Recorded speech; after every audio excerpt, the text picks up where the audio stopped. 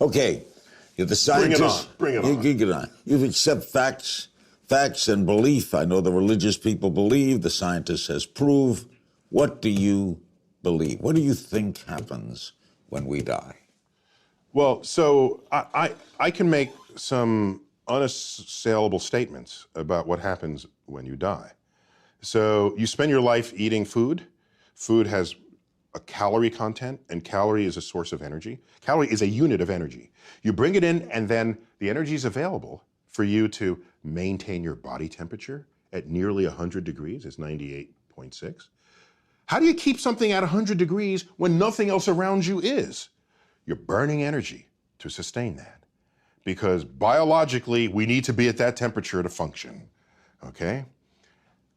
You also need energy to walk and to move. That's why you eat food. The moment you die, what happens? You don't maintain the energy. Your temperature drops. How far does it drop? To room temperature. At a funeral, in the casket, if you touch the hand of the person in the casket, your first thought is, the body's cold. No, it's not. It's room temperature. But it's cold compared to 100 degrees. They're no longer burning this energy. Okay, so now, every one of your molecules has energy within it. If you get cremated, that energy gets released in the form of heat. And you heat the air, and that air radiates to space. You get buried, which is how I want my body to be disposed of. Bury me. Bury me. Because you know why? I don't want the energy content of my body to just get radiated out into space, of no use to anybody.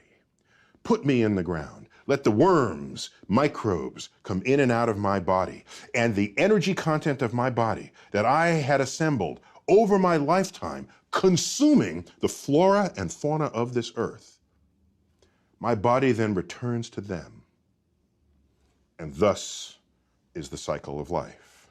I know that's going to happen because you can measure where the energy goes. And that's how I want to go out. But you're not conscious, and that's for eternity, right? Yeah, there's no evidence that I have any consciousness of anything. And by the way, is that so weird? Did you have consciousness before you were born? Were you saying, how come I'm not on Earth? My gosh, I need to be on Earth. Or where am I? No, there's just the state of non-existence. And so I'm not given any reason. But now I am born. Okay. And I can't stand the thought of non-existence. See, I already have existence. I accept Okay, it is true. We fear death because we are born knowing only life. Right. I get that. However, I take another view, because I've been asked, if you could live forever, would you? Yes. Okay, we're done with the interview. Yes. No, okay, sure, that's an attractive idea. But the way I look at it is the knowledge that I'm going to die that creates the focus that I bring to being alive. The urgency of accomplishment, the need to express love now, not later. If we live forever, why ever even get out of bed in the morning? Because you always have tomorrow. That's not the kind of life I want to lead. But why, don't you fear not being around? I fear living a life where I could have accomplished something and didn't. That's what I fear. I don't fear death. You don't fear the unknown? I love the unknown.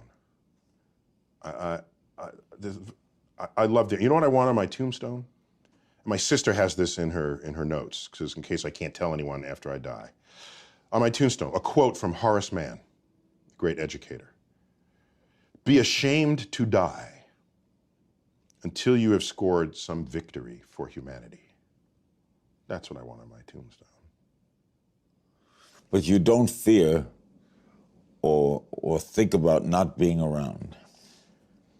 My great regret for not being around would be, it would be kind of cool to see my kids continue to grow. Don't you want to know that? Yeah, that'd be fun. I want to see what inventions would make life easier, what clever discoveries or innovations would arise out of the collective brain work What do of you my think, species. What do you think when you see religious people, when you see popes or rabbis or people who fervently believe, the Billy Grahams of the world, who are sincere and wonderful people? Yeah, of course. Who actually may be delusional that they're going somewhere?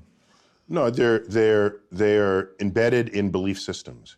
And what I look at is I see all the belief systems, and when you line them up, they're not really compatible with one another.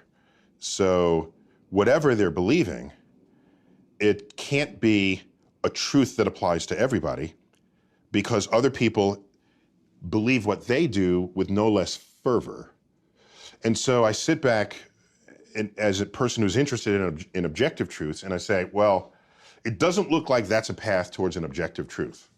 So let people continue to think and say what they want. But as a citizen of a country that is not founded on a religion, it's founded with sort of a secular construct in a way that protects whatever religion you want to express. This is protected in the Constitution. The Constitution doesn't actually mention God. Right. Rather controversial in its day. And it doesn't mention God because they don't want legislation to tell you what God to worship. They knew this. They knew how governments can persecute people who had belief systems that didn't agree with the state. They knew this. So they created those freedoms. And so we have these freedoms. Go ahead. But if you're going to create legislation that has to apply to everybody, and you're now going to put your belief system into legislation, that is not a free and open democracy. And you are an amazing man.